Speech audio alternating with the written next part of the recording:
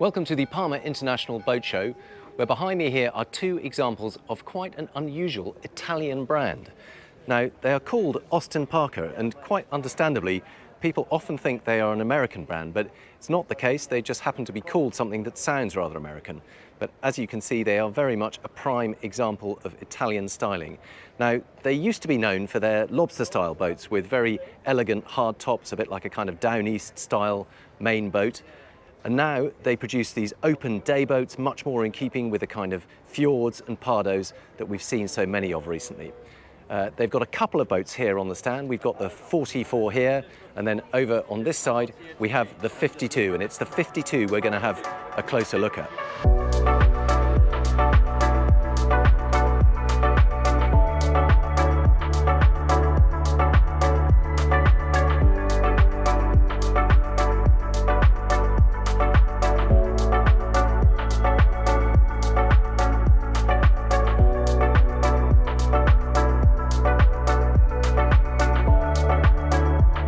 So the price for this boat starts at 1.75 million euros ex-taxes, and we're going to get a full tour of everything there is to see.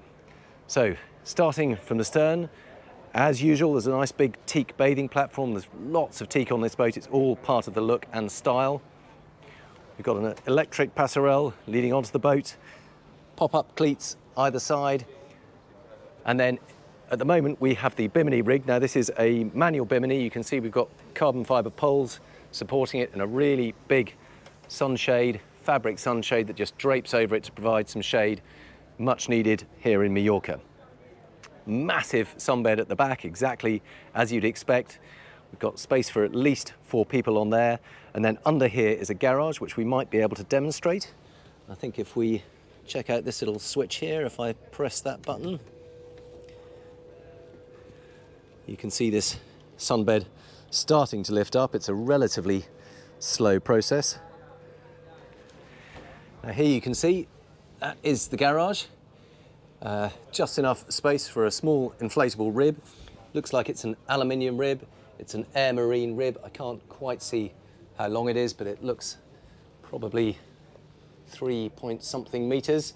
And we've got a Suzuki 9.9 horsepower engine, so probably just about enough to plane with 1 or maybe 2 people on board. But you can see not a lot of height in it, so the center console has to fold flat and slightly deflate the tubes in order to fit in. But still very nice to be able to have a decent onboard tender. Now, while they're on the bathing platform, we might have a little bit of a peek, but I'm guessing we've got bathing ladders under here. Oh, that's just a storage locker, so lines and not really enough space for fenders in there. And let's see if we can have a quick peek under here. You can see there's the bathing ladder. Okay, so now we've put the garage back in place. You can see that as well as being a sunbed in this direction, it also forms the forward-facing bench seat for this big dining area. In fact, those cushions do swing over. I might just be able to do that. So you can see you can have them on this side in order to elongate that sunpad area, but equally it's just a very simple manual lift over to create face-to-face seating over these big teak tables. Now we've got one folded. You can see they open up to expand that dining area. Very classic of this dayboat style. You want a big open entertaining space, masses of room for 10, 12 people to sit around those tables, and then a big outdoor galley right in front of them. So there is no lower galley. All the entertaining takes place on deck. It is very much a dayboat, even though it does have overnighting facilities. There's lots of storage in these lockers here. Champagne already on ice by the looks of things. And then the actual cooking area, we've got a 3-ring induction hob. There's lots more storage under all of these. You can see this is where you put your cutlery and plates and so on. So all to hand in one place. I'm sure there is some chilling capacity. Here is the fridge. Not the largest, but we've got one nice fridge there, a sink, and a bit more storage underneath. And of course that lid does come down. When it's not in use, you just have another nice surface to put bits and pieces on. Helm facility right forward. We've got triple helm seats, all under this big hard top. This is a standard part of the boat. It has a glass insert, so rather than fabric or opening hatches. It is a smoked glass insert that takes a little bit of the heat out of the sun, but still lets lots of light filter through. Now, triple individual helm seats. You can see they all bolster up. Whilst we're here, I thought I also showed there is some more chilling capacity under those. There's a couple of drawer fridges there. I thought that fridge looked a little bit small under the galley itself, so nice to see there is excess chilling capacity there. We've got a full central helm position, so right in the middle of the boat. You're in command of everything you can see. You've got a great view out both sides. Big windscreen in front of you. A couple of extra mullions, but they're obviously needed to create extra stiffening and support for this hardtop. And nice to see there are a couple of hatches here, so you can open these up underway, and that will allow you to effectively provide a kind of air scoop that will funnel some nice cooling breeze down onto those at the helm. Got twin Garmin screens, got full vessel view, access to everything you need. We've got charts, we've got vessel, we've got this on camera mode at the moment, but you can have it on the engine controls, lots of different options. And again, you can use one for charts, you can use one for engine controls. There are no analog dials, so you will need to use one of those effectively instead of analog dials for the engine. Switchgear for all the bilge pumps and horns and ventilation and lighting. We've got a bow thruster, very simple right-left bow thruster, and it is IPS drive, so we've got twin Volvo throttles as well as the joystick control. I'll show you the engine room in a minute.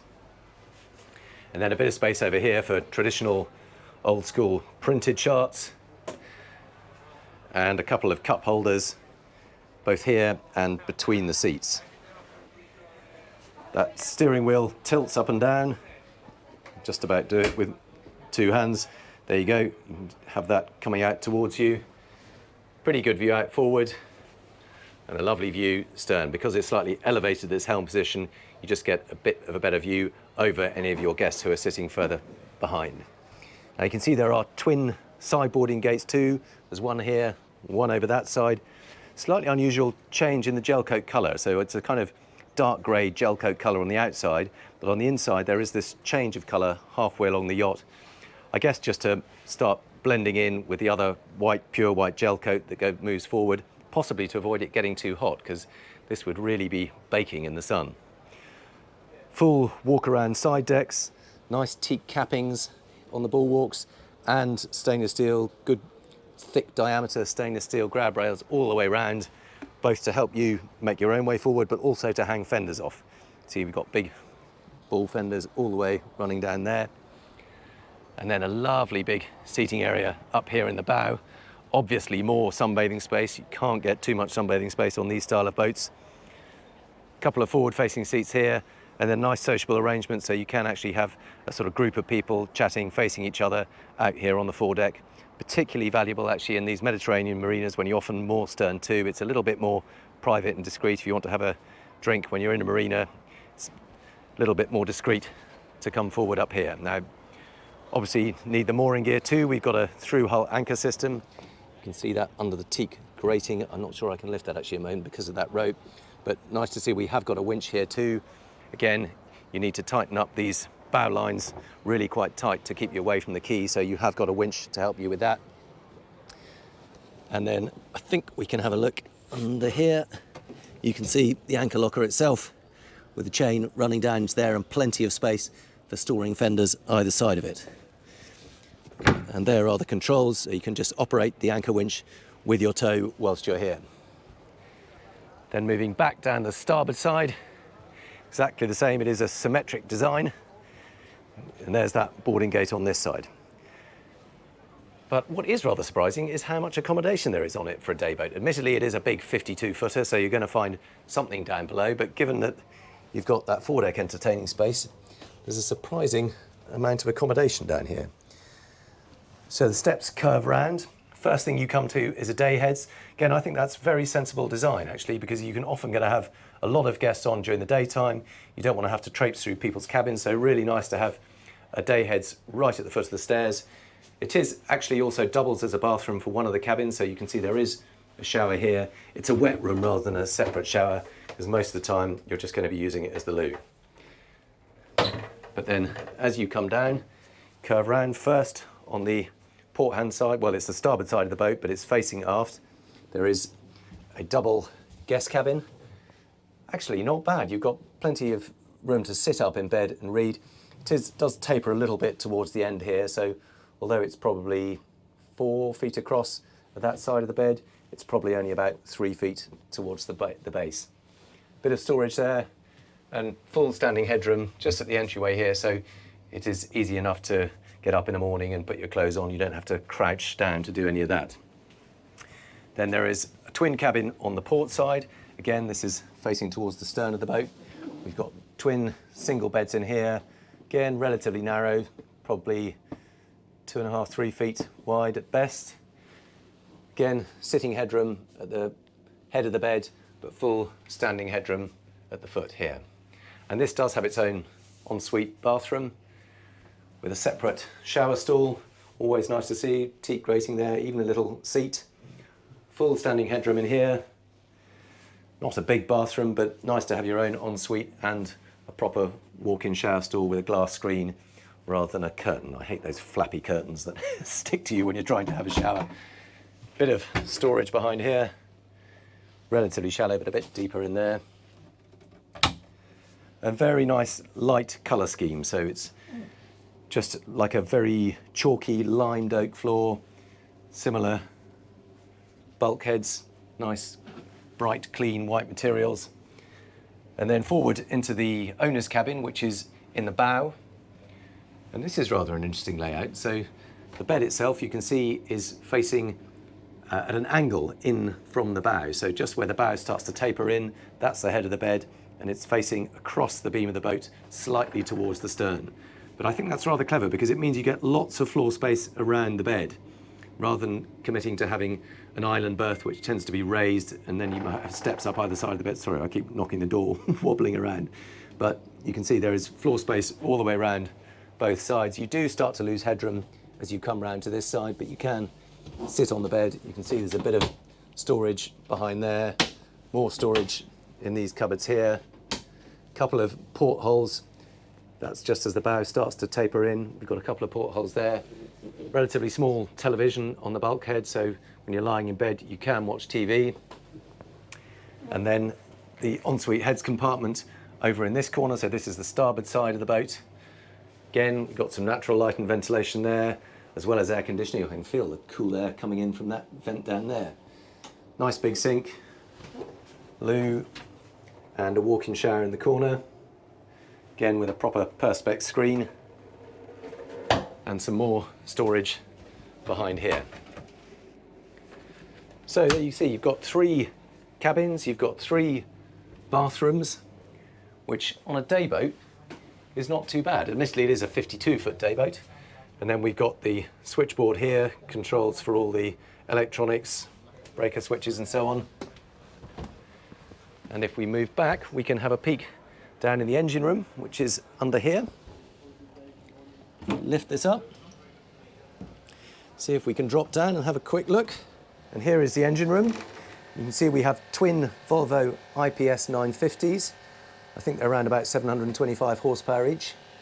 But on the pod drives, you probably see, in fact, it's got short jack shafts, so that helps keep the pods right towards the aft the end of the boat.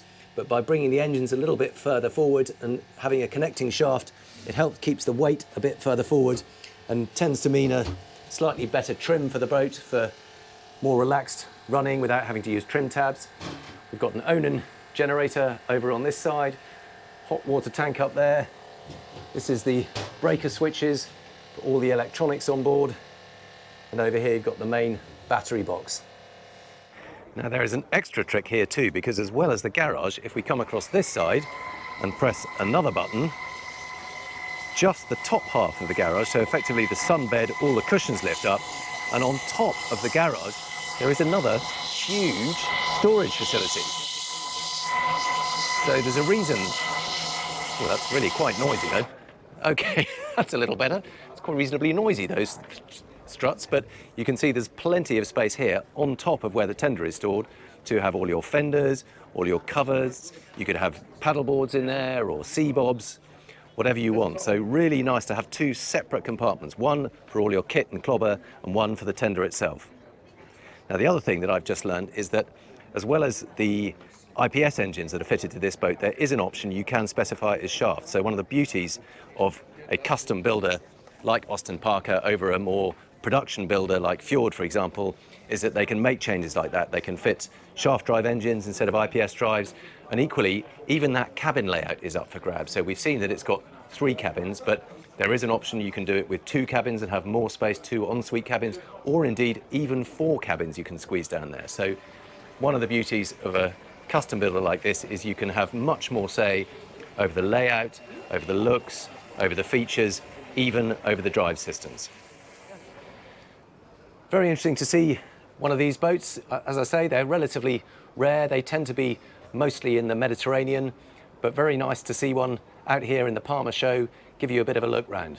Be fascinated to know what you make of it. It is something a bit different. Do please let us know in the comments. Thank you very much for watching. I'll look forward to bringing you the next video soon.